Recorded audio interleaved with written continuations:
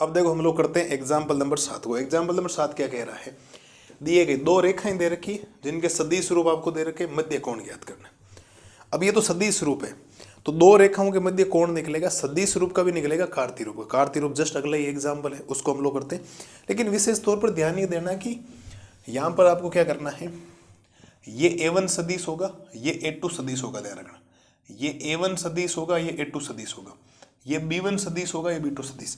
पहला पॉइंट तो साहब आपको ये ध्यान रखना है, मैं आपको पहले बता दूं, थोड़ा ध्यान देना आप लोग,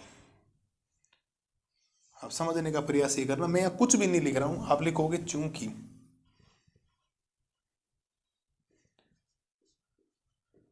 चूंकि दो रेखाओं के मध्य कोण, चूंकि दो रेखाओं के मध्य,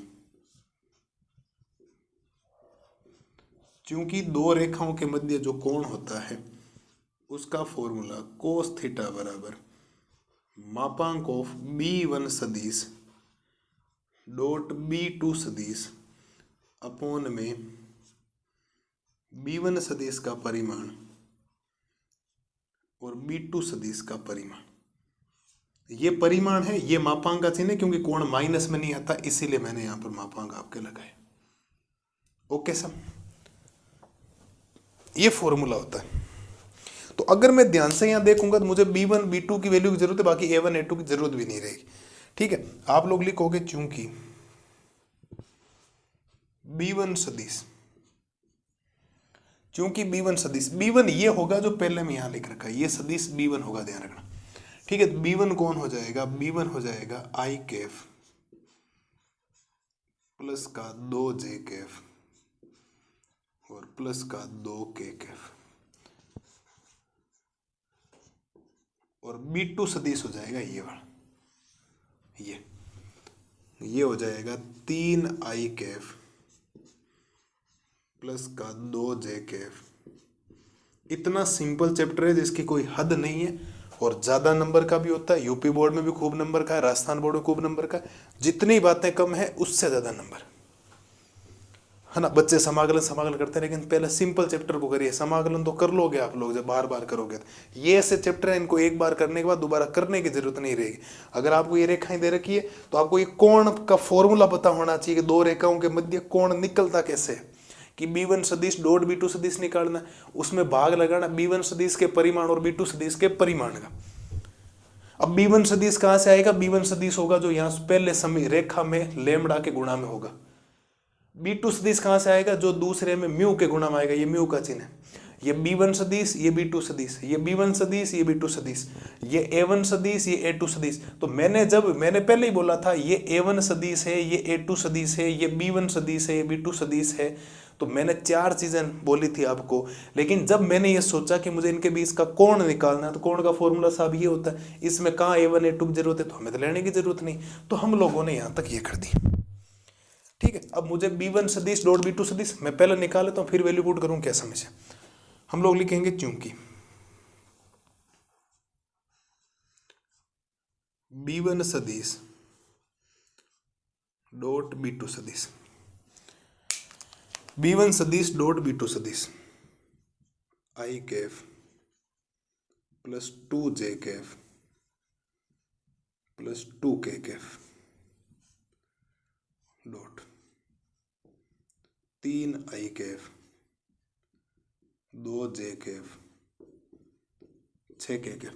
शायद गुणा करना तो आना चाहिए, 10वें चैप्टर में इतना बढ़िया तरीके से सिखाया था आपको, नहीं सिखाया था क्या। इस I को 3I से गुणा करोगे ये 3 बन जाएगा, क्योंकि I को I से गुणा 1 बन जाता है। 2 को 2 से गुणा करोगे ये 4 बन जाएगा। 2 को 6 से गुणा करोगे तो ये 12 बन जाएगा। यहां पर B1 सदिश डॉट B2 सदिश आएगा 19। जोड़ के देख लो, 19 ही आ रहा है ना, एक बार देख लेना, 19 ही आ रहा है, बिल्कुल आ गया। ठीक है, ये तो निकल गया, हाँ कोई समस्या नहीं। अब हम लोग लिखेंगे B1 सदिश का परिमाण, तो B1 सदिश का परिमाण। ठीक है, अब B1 सदिश का परिमाण कैसे निकलेगा, तो B1 सदिश के परिमाण में कोई दिक्कत नहीं, परिमाण निकालना पता है, इनके गुणांक, तो I का गुणांक है 1, 1 का स्क्वायर, जे का गुणांक है 2, 2 का स्क्वायर, के का गुणांक है 2, तो 2 का स्क्वायर। तो यहाँ से ये आ जाएगा आपके पास में अंडर रूट ऑफ 1 का स्क्वायर 1, 2 का स्क्वायर 4 प्लस में 4। ठीक है, तो ये अंडर रूट के अंदर 9 बनेगा।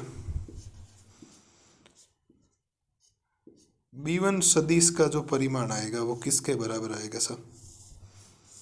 3 का आएगा। किसके आ जाएगा? 3 के बराबर आ जाएगा। ओके सर, अब हम लोग निकालते हैं B2 सदिश का परिमाण।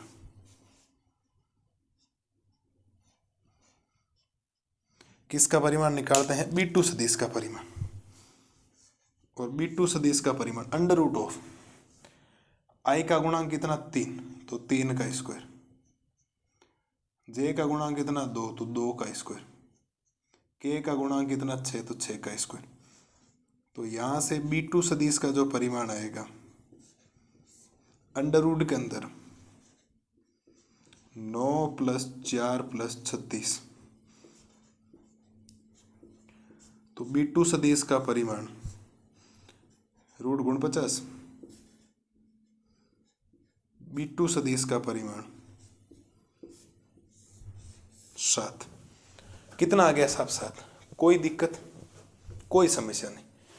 पहले फॉर्मूला पता किया B1, ये B1 ये B2, लेमड़ा के आगे वाला B1, म्यू के आगे वाला B2। यहाँ टी रेस आ जाते हैं। आप तो ये सोचना सेकंड नंबर पे B1 B2 आएगा। B1 B2 निकाला, डॉट प्रोडक्ट आता है ना, क्रॉस डॉट सीख रखे हैं 10वें चैप्टर में, काम कर दिया, वैल्यू पुट कर दो, आंसर भी आगे। तो यहां से ही बन जाएगा कोस थीटा बराबर B1 सदिश डॉट B2 सदिश 19 आया था बटा में। B1 सदिश का परिमाण 3 आया था, इसका कितना आया था? 7 आया था। तो 3 × 7 कोस थीटा बराबर 19/21, थीटा बराबर कोस इनवर्स,